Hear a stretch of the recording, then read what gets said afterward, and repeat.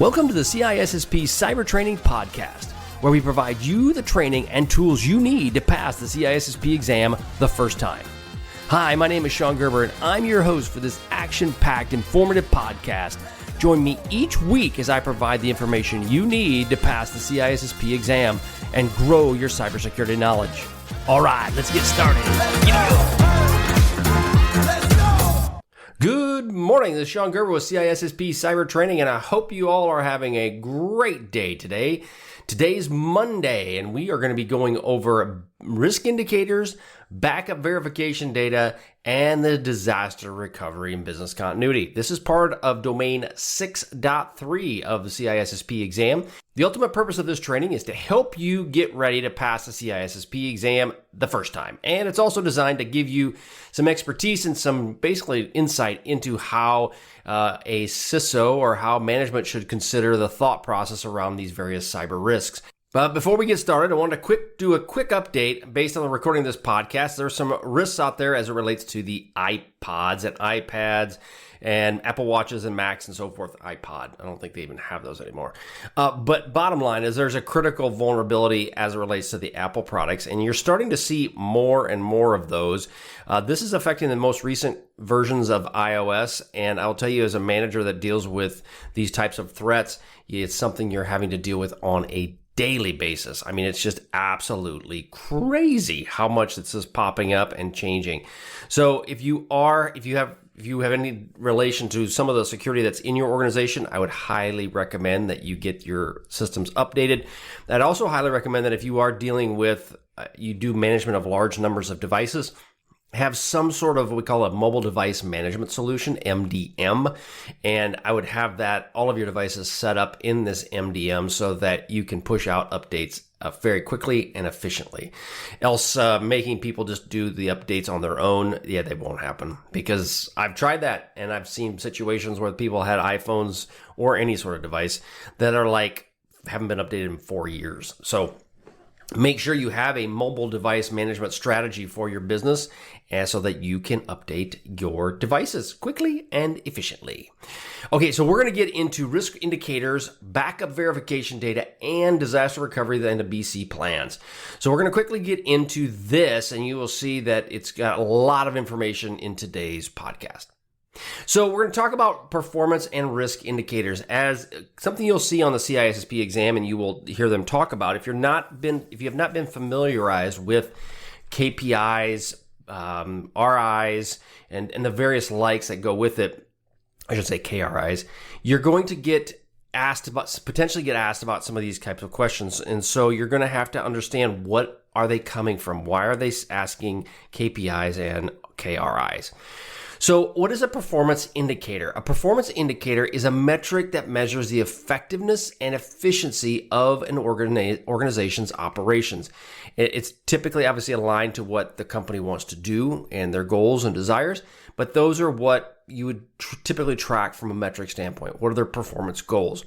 Then you have what we call risk indicators. Now, these are metrics used to quantify the level of risks associated with the processes, systems, or activities within the organization. So you have KPIs and then you have KRIs. They're very different, but they both work hand in hand for an organization, and you will need to understand the differences between the two. So a performance indicator, it gauges performance on how the company's doing, and it helps you drive improvements. I've used this in various situations when you're trying to manage a project. You'll have KPIs that are performance indicators that are like milestones that'll set up to help you gauge how you're doing. But I'll also talk about when you're talking risk indicators, these are identified to manage the potential threats that may be associated with what you're trying to accomplish. So let's say, for example, you are operating in, let's say Malaysia, and then you understand that based on what your business is, you have a certain level of risk based on what you've seen. So those would be a KRI. They're usually cautionary, and they point out vulnerabilities or exposures. So one could be a geographical. Two, it could be that you're working with really old systems that are severely haven't been patched, i.e. Apple devices. You could have many different ways that'll help you indicate your overall risk that you are within that area of influence. Again, it could be location, could be vulnerabilities of systems, could be pretty much anything, but you want to try to come across and express what are the risks associated within that ecosystem. Now, there's various different categories and types. You have performance indicators, the KPIs. They are critical to achieving your organization. So if you have very specific KPIs that are called out, those would be measuring what you need to achieve, like the vision, like where you're trying to go type of thing. That's very important for your company. Then there's OPIs, which is your operational performance indicators. This is your day-to-day operations. So you have KPIs, which is what you're achieving for your organizational goals. You have OPIs, which is your day-to-day operation aspects, and OPIs will feed into your KPIs. So again, as you do these daily tasks, these step by step, that will feed into your overall KPI goals that you're trying to accomplish. Now, when we get into the RIs, so the KRIs, those are critical for assessing the overall risks that impact your company's organizational objectives. So we've got KPIs, which is your organizational goals. We have KRIs, which is your organizational risk goals. And then you have ORIs. Okay, I've just thrown alphabet soup of acronyms at you. But ORIs, they assess the day-to-day operations of the risks that are affecting you. So you break it down real easy, right? So you've got your KPIs and then you have your OPIs. So, right, it's K and O. K is your vision, O is your operational day-to-day. Your KRIs, that's your vision. Your ORIs is your day-to-day. Those are the things that you want to do. Now, so let's say for an ORI example would be, you have a large set of devices that need to be updated. Well, that large set of devices that need to be updated, your plan is that I'm going to knock out 5 a day or 5 a week. That would be your ORI. That would be your goal, your day-to-day or weekly operations that are moving you towards your KRIs. So I hope that makes sense. It's basically designed, a lot of words, but it's mainly designed to help move you from step A to step B to step C, and then your overall goal is A through Z. That is your goal. Now, these are usually done when you're coming down to your performance objectives, your performance indicators.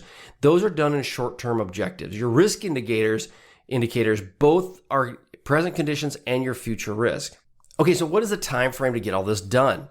When you're dealing with KPIs, your performance indicators, these are usually focused on the present performance and your short-term objectives, right? That's your overall vision of where you want to go. Your risk indicators are based on both the present conditions of risk and your future risk scenarios, what could be affecting you in the future. So those are the 2 time frames that you have set up. And the ultimate goal of this is to make sure that you have a level of understanding of how you're going to manage each one of these from a performance standpoint and from a risk standpoint. But always keep in mind that your performance indicators are tightly connected and aligned with your organizational strategy and your overall goals, where the risk indicators are more aligned with your organizational risk management and the governance frameworks. So performance indicators are tied to your strategy. Risk indicators are tied to your risk management and governance frameworks. So let me give you just a couple quick examples around PIs and RIs. So another one of PIs is percentage of resolved security incidents. So let's say I had a SOC. When I led the SOC, we would have a certain number of security incidents that would come into the SOC. And then how fast we resolve those would be what we call a performance indicator. That would be how fast do we deal with it? How fast do we triage it? How fast do we put it to bed and shut it down? Now, and that another one of those could be times taken to detect and respond. One example would be is if you know that it takes you 5 minutes to detect it and then another 30 minutes to respond to it, that would be a potential KPI. Now, the other thing what we would do is then you would go, all right, I need to get my KPIs lower. How can I get those lower? And it would force you to think outside the box.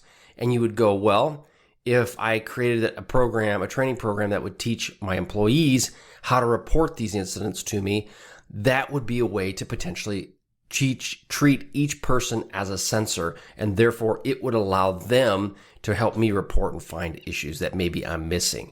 So that you use those KPIs to help you move you in that direction.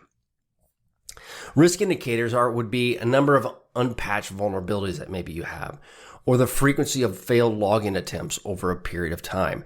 Those would be examples of risk indicators. And then that's what you would report up to your senior leaders on how you're actually doing. Okay, so now we're going to get into, as it relates to backup and recoveries, we're going to get into the 3-2-1-1 method. Now, you probably have heard some things around this 3-2-1-1 method, but what it really is, you've probably more heard about the 3-2-1 method versus the 3-2-1-1. But bottom line is it's designed to help provide you an extra layer of protection. So it's an enhancement onto the 3-2-1. Now, what does a 3-2-1 mean? Well, the 3-2-1 is you have 3 copies of data in 2 different storage media, and then you have at least one of those copies offsite. Okay, so that's the 3-2-1. The additional one is adding an air-gapped or offline copy. This could be a backup, hard drive backup. It could actually, which is, I know, old school. It could also be you have something in Glacier that is set up totally a way that you can't just go ahead and gain access to it. So there might be other ways that you can deal with it. But bottom line is it's completely air-gapped from your overall network. So let's go into the three copies of data. Now, you need to have at least 3 distinct copies of data set up for the 3-2-1-1 method. 1 primary copy, which is your original data, and then 2 backup copies specifically.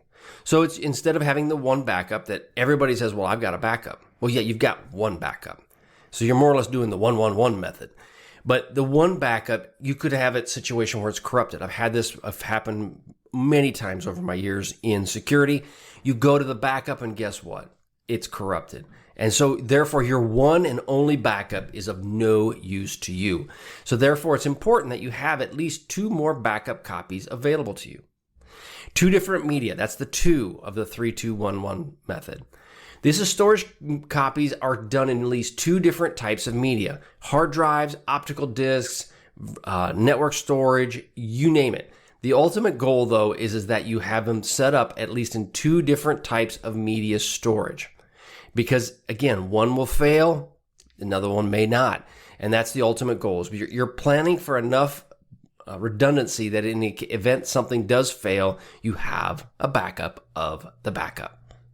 1 offsite storage, you need to at least keep 1 backup in a geographically separated location from your primary data. This could be a remote data center or cloud storage as well. You need to have it at least in 1 spot out of the way. Now, I've talked to many people before where they go, well, you know what, I don't need to do hard drive backups because hard drive backups, they're hard to maintain, they're hard to store, they're hard to keep track of. And I would agree in today's online world, it's very important that you understand that just because you have an online backup doesn't necessarily mean it's the right call. One situation may be where if you have a lot of latency between one location and another. And to get that data back, to upload it up there takes a long time, but then to download it and bring it back to you can take just as long a time. So therefore, you need to have another solution, another plan in place, or at least have your online backup as an additional resource to what you'd have on site.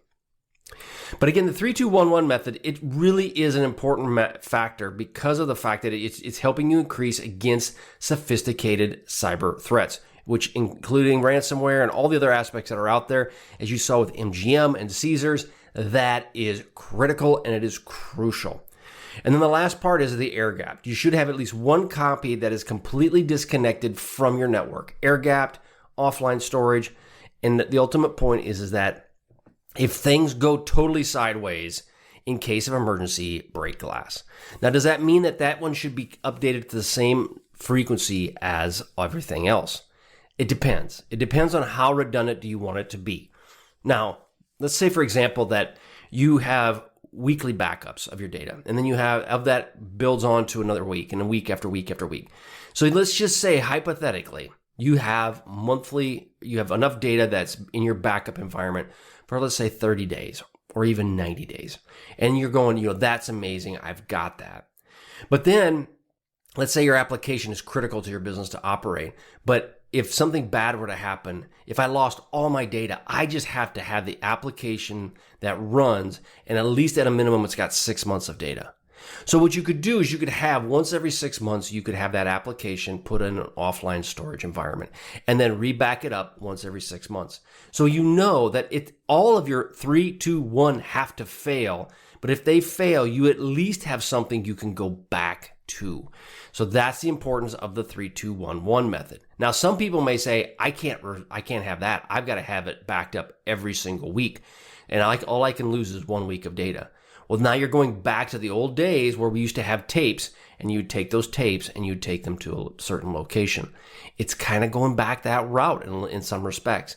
So it's important for you to understand what is your business strategy around protection of the data and ensuring that the data can be recovered in a timely and effective manner. So what are some best practices as it relates to the data, and how do you deal with that?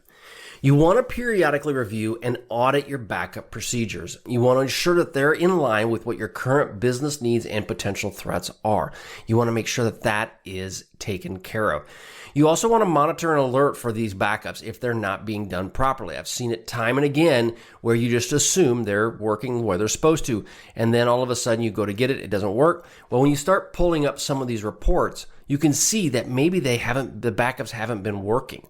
Now, if you can see that the backups have not been working, or maybe they're operating at 80% or 90%, that's terrible. For a backup, you need to have the effectiveness of being able to have these performance indicators working at 100% or 99.99%. You should be able to be having a backup and recovery solution in place. So it's important that you do put that in place and you have it ready to go.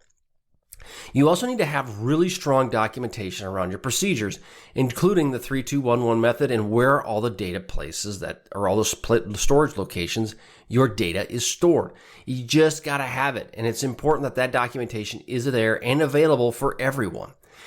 You need to have training and train your IT staff and the stakeholders on the importance of the 3-2-1-1 backup strategy and how you would implement it effectively. And then your compliance checks. You need to ensure the 3-2-1-1 backup strategy complies with all of the industry regulations that you may possibly have. I will tell you it does. You just have to make sure that yours will meet what the industry is saying. So again, audits, monitoring and alerting, documentation, training for your people, and then compliance checks, and basically coming back around and ensuring that what you have in place from an audit and a learning standpoint is exactly what you want for your company. So what are some of the backup verification methods? So you have checksums and hashing. Now, basically what the checksum does is it calculates this, and it also can a checksum, or they call it in many cases a hash value, and it takes the view of that cryptographic checksum or hash of that data, and it compares it to what it should be when it's backed up. That is the checksum or the hashing aspects of this. It's useful for data integrity, but not for verifying if the system is properly configured. So it just basically says the data that you have is good. Okay, from what you backed up, it is good. Now, that doesn't mean it's not corrupted. The data could be corrupted, and the checksum would not determine that. But it would tell you that it has not been tampered with, and it is good.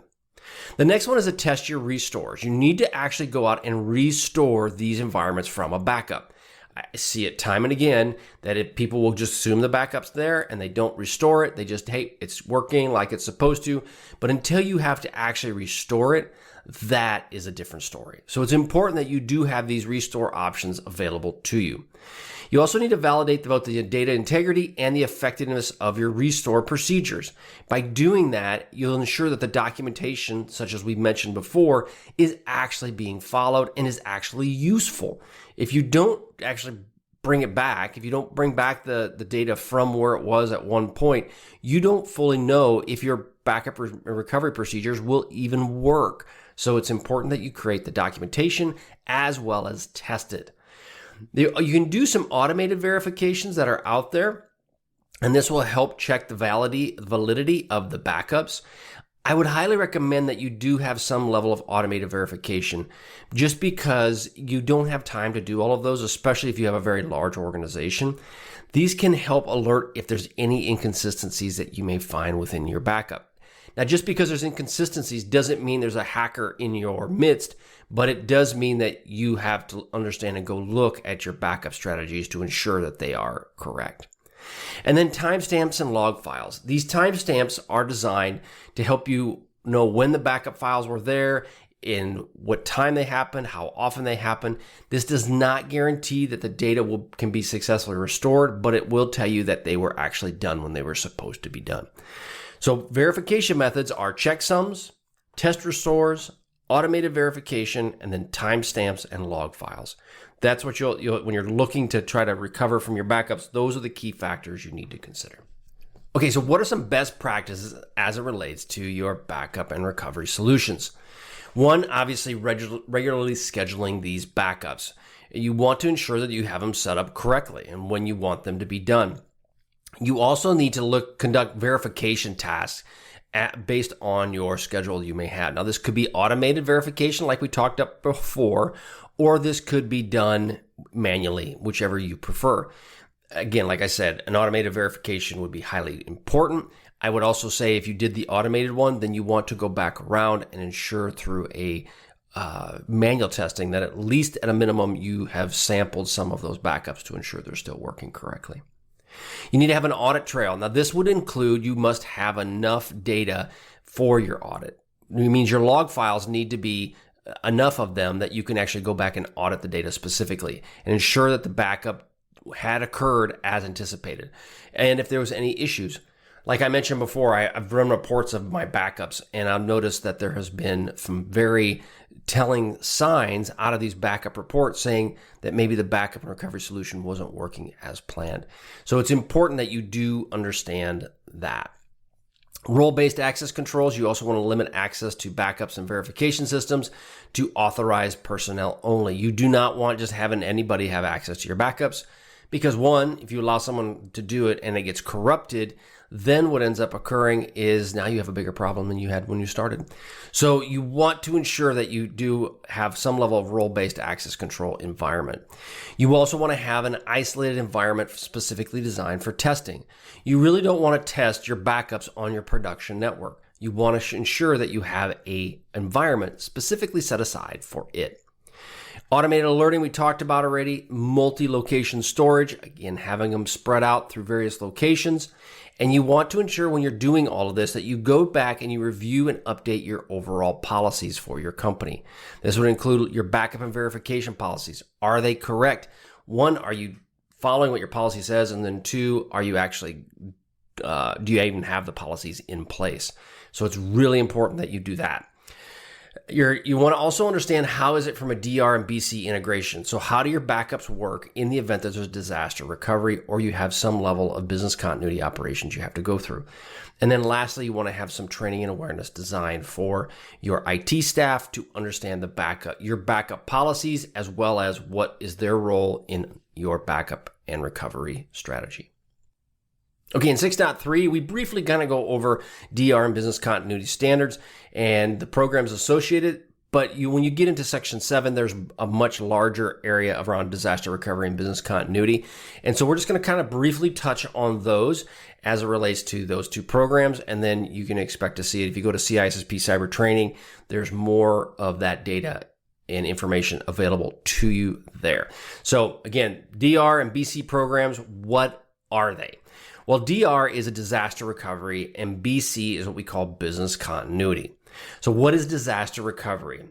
It is designed to prepare your teams or to help you, whoever you're working with, to restore critical IT systems and the data after a disaster. Now, a disaster can be many, many things. It can be tornadoes, it can be floods, it can be hurricanes or tsunamis. It can be all those kinds of things. It can be fire, right? But it also is, in the case that we're seeing more and more today, is ransomware type attacks, which are actually just like a disaster. The downside is that with a tornado, I live in Kansas, we used to have tornadoes, we don't have too many of them anymore, but a tornado will come through and it'll wipe out parts of the country, right, of this local area. But again, your odds are relatively high that you're not going to get totally destroyed by this tornado. They only hit a very small subset, so they don't come very often. So as it relates to the insurance people, they think that, they have actuarial tables that'll tell them how often a tornado will roll through Kansas. And so they know they can base their insurance on that.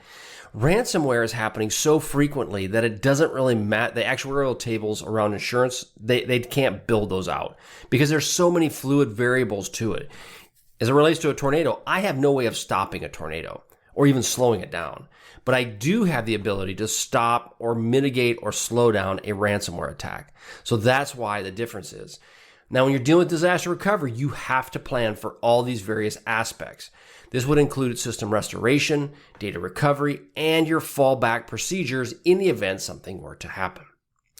Business continuity training is to prepare your organization to continue the essential business functions during and after the disaster. Business continuity training is to prepare the organization to continue the essential business functions during the event or during the disaster and after the disaster. So during that entire process. But it's, again, the key thing to take out of there is essential business functions. This is where you deal with a broader organizational process. This includes staff roles, communications, critical business operations. All of those aspects are considered under the business continuity training. So disaster is your IT systems, your data, post-disaster while it's actually even occurring. And then your business continuity is ensuring that essential business functions are operating. So disaster recovery is recovering, business continuity is maintaining. So when you're dealing with some key points around disaster recovery training, you want to have procedures for system backups. How do you restore them? And this kind of comes back to what we talked about before. You want to have the procedures so that you can bring them back to life in the event something bad were to happen. This would be hands-on simulations of the data and the recovery process. There would be guidelines, which we talk about in CISSP, where your guidelines are more or less like a checklist designed to help you guide you through this process of setting up alternate technical infrastructures in the event something would happen. In your business continuity training, this should be business impact analysis should be occurring. So what would occur? How would your business be impacted in the event of a situation? And you'd go through a BIA process to understand what are the downsides of this happening. You'd have crisis communication protocols. Who do I contact? If I use Teams, do I use Zoom? What do I use to communicate with people? Do I send out emails? Do I use WeChat? All of those things will be thought of in the business continuity training. And then your procedures for reestablishing your critical business functions would be under business continuity training as well. When you're dealing with disaster recovery testing, you want to do this more frequent than you'd actually anticipate you probably should. And I would highly recommend that you do this level of DR training at least once a year. Now, decide on the size of your company. You may want to do just small parts of it at least once a year. If you can do it quarterly, that would be awesome. But at a minimum, you should do a minimum once a year. And you may pick out certain systems that you are going to recover from a DR standpoint. As an example, let's just say you have your payroll system and it's in its own little application and it's a critical system for your business and it goes down. IT will go through and test once a quarter. I'm going to test the HR system. Then I'm going to test my document management system. All of those pieces I will test maybe once a quarter. But at a minimum, you need to test at least one system, your most critical system, once a year, just to ensure that it is actually going to work the way you anticipate. Business continuity training, typically it's a little less frequent, annually or even biannually for your BC training. And it may involve a much larger group of people and therefore a larger swath of individuals. So by doing so, that could have a lot of opportunity costs for this person to be able to, or for the group to be able to do business continuity training. What are the types of exercises and drills? Your disaster recovery training, you'd have technical drills like system restore exercises. You could have data recovery strategies. The ultimate goal is you'd have one person that is helping guide each of these, and what is the plan to do so? Do I have a separated environment where they would bring these systems back up to ensure data integrity? Is that a profitable thing to do? Business continuity training, you'd have tabletop exercises involving different departments, and you would walk through simulating a real-world exercise. So your disaster recovery focuses on the IT, business continuity focuses on the process and the overall large organization. What are some of your metrics for success? Again, when you're dealing with disaster recovery, time to recover these systems is a key indicator of where you're at. So again, you're talking KPIs, that would be a time to recover these systems would be something you would actually measure, and you'd want to ensure that you have that ability to do that. The accuracy of the data is another one. When we talk about RPO and RTO, your RPO is when you bring the data back, is the data within a period that's acceptable to the business. You want to ensure that that data is brought back in a way that they are ready to be able to operate it and use it without the loss of a significant amount of data. Then as we relate to business continuity training, time to resume critical business operations, effectiveness of the communication among the employees and the stakeholders during the simulations, and you want to ensure that this is done in a way that keeps the business going in an effective manner for them and that makes them, that they're acceptable with. And then compliance and documentation. Disaster recovery training, you do need to have some level of emphasis on meeting technical compliance requirements, such as GDPR for data recovery. Or there could be other types of regulations that are requiring you to recover this data in a certain period of time. Then as it relates to business continuity training, you need to focus on meeting your organizational's and potential legal requirements around bringing the data back up. You may have requirements based on some of your third parties that you have to bring this data up immediately or bring this information up immediately. Could be governmental situations, say your nuclear power plant. You will have to have this defined extremely tight to ensure that you meet the requirements that they are calling out and as it relates to what the government needs. Okay, that's all I have for today. I hope you have a wonderful day. You can go to CISSP Cyber Training and catch out all of this great stuff. I've got all the videos out there. I've got test questions, you name it. It's available for you at CISSP Cyber Training. Go check it out right now. All right, have a wonderful day, and we'll catch you on the flip side. See ya. Hey, thanks again for listening today. It's been my pleasure to prep you for the CISSP exam. Are you interested, though, in some free CISSP exam questions?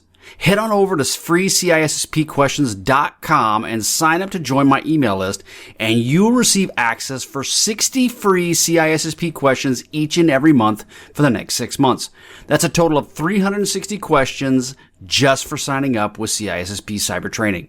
You'll also gain access to other free CISSP resources, so just head on over to freecisspquestions.com and sign up, or head on over to CISSPcybertraining.com and sign up today.